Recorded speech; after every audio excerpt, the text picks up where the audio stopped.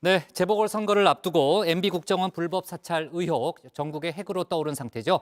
민주당이 국민의힘 부산시장 후보인 박형준 당시 정무수석의 개입설을 연일 제기하고 있는데요.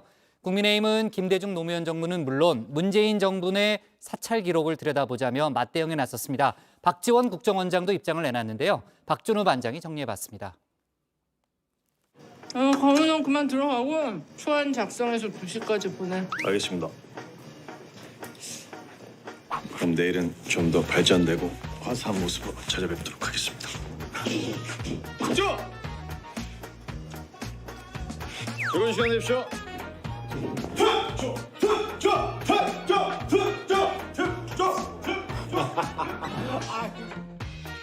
특종, 모든 기자들의 염원이죠.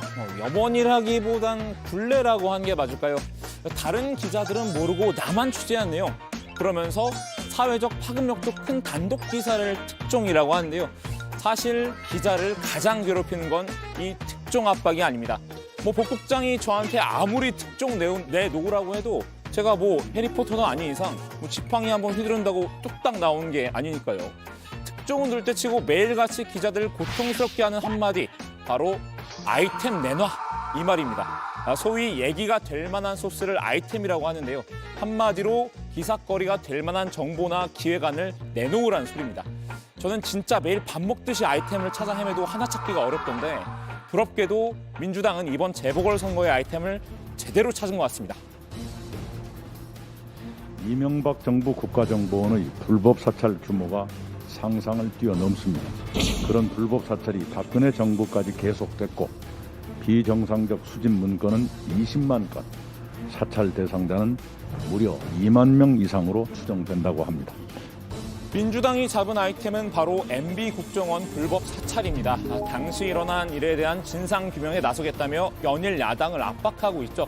어제 유한열 반장이 이 아이템이 누구를 타깃으로 하는지 잘 설명해줬죠.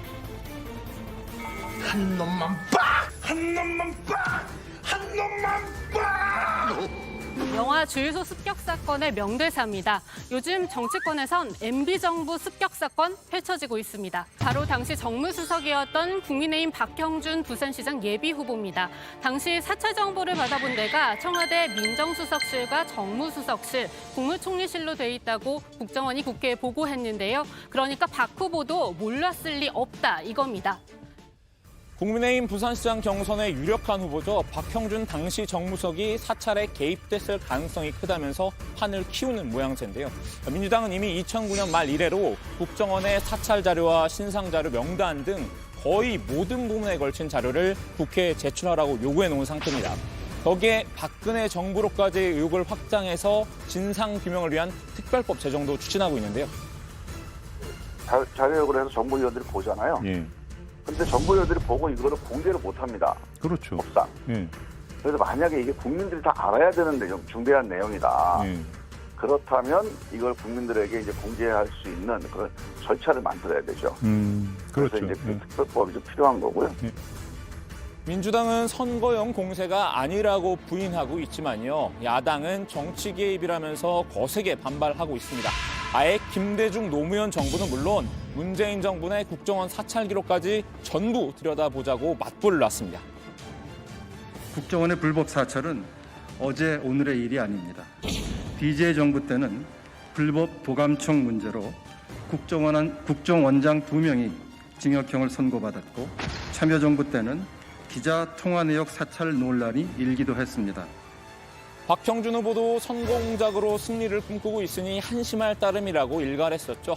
부산 시민이 제일 싫어하는 게 치사하게 공작하고 뒤통수 치는 것이라고 반격을 했었는데요. 정진석 공천관리위원장이 직접 박 후보의 구원투수로 나서기도 했습니다. 내가 박형준 후보의 후임 정무수석이에요. 답답하면 나를 불러다가 조사를 하든가. 박형준 정무수석이 무슨 사찰하고 관계가 있느냐고. 어디 고립장 얘기를 갖다가 끌어내가지고 또 마침 이때 선거가 코앞인 시점에서 말이지 노림수가 뻔한 거 아니겠어요? 그 박지원 의원 말이야, 그 국정원장 가셔가지고 결국은 그 옛날 버릇 못 버리고 말이야. 좀 각성을 좀 하라고, 각성을 좀. 정 위원장에게 강제 소환당한 박지원 국정원장도 입을 열었습니다. 어찌 보면 야당의 손을 들어준 것 같기도 한데요. 최근 비공개 간담회에서 이렇게 말했다고 합니다. 과거 불법 사찰도 잘못이지만 정치와 절연해온 문재인 정부 국정원에서 이것을 정치에 이용하거나 이용되게 두는 것은 더 옳지 못합니다. 국정원을 선거 개입 등 정치 영역으로 다시 끌어들이려는 것은 매우 유감입니다. 이는 국정원 개혁을 후퇴시키는 것입니다. 박 원장은 사찰 자료를 공개한 게 아니라 아예 폐기할 생각을 하는 것 같은데요. 국회 정보위원회에 60년 불법 사찰 흑역사 처리 특별법을 만들어 달라는 요청을 했다고 합니다. 일정한 시점을 기준으로 그 이전에 생성된 사찰성 정보는 일괄 폐기하자는 건데요. 그 이후에 만들어진 건 당사자 공개 등 적절한 과정을 거쳐 폐기하는 게 박 원장이 제안한 특별법의 요지입니다. 박 원장은 사실 이번 사안의 중심에 선 인물이죠. 여야가 공방을 벌인 상황에서 훈수를 둔 게 아니라 입을 열 수밖에 없는 위치인 건데요. 누가 시키지도 않았는데 존재감을 드러내고 있는 훈수 전문가도 있습니다. 박 원장 말고 또 다른 정치 구단이죠. 바로 이분입니다. 지금도 나는 전화할 때는 언제나 도청을 전제로 전화 통화를 합니다. 사찰이 나쁜 일이긴 하지만 사찰을 겁내는 사람이 공직 생활을 잘할 수는 없지요. 똑같이 사찰해놓고 너희들 때 사찰만 문제라고 뻔뻔스럽게 강변하는 민주당 대표의 몸부림이 참 가련하고 딱해 보입니다.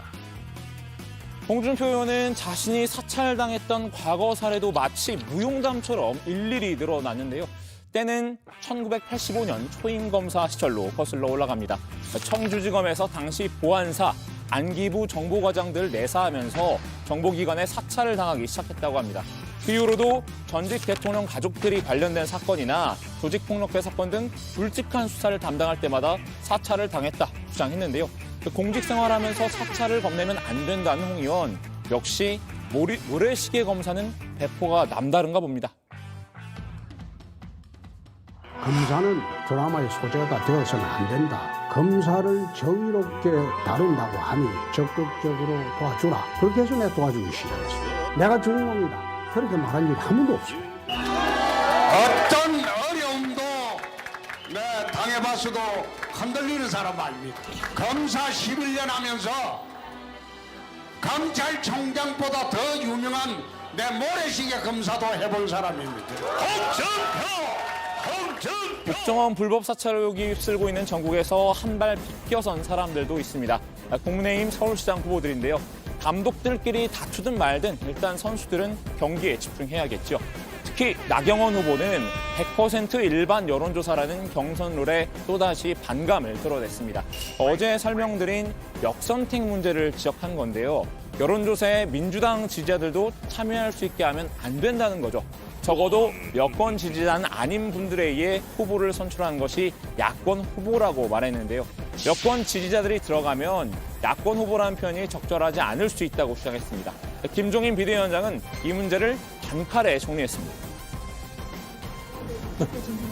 역선택이 역선택이라고 하는 것을 글쎄요. 그럴 염려를 하는 분들도 계신 것 같은데 너무 그렇게 자신 없어 하지 않는 것이 좋을 거예요. 제3지대 후보들은 단일화에 박차를 가하고 있죠. 안철수 국민의당 대표와 금태섭 전 의원의 오늘 2차 토론이 방금 전 끝났는데요. 이 내용은 들어가서 얘기 나눠보겠습니다. 오늘 야당 발제 이렇게 정리합니다.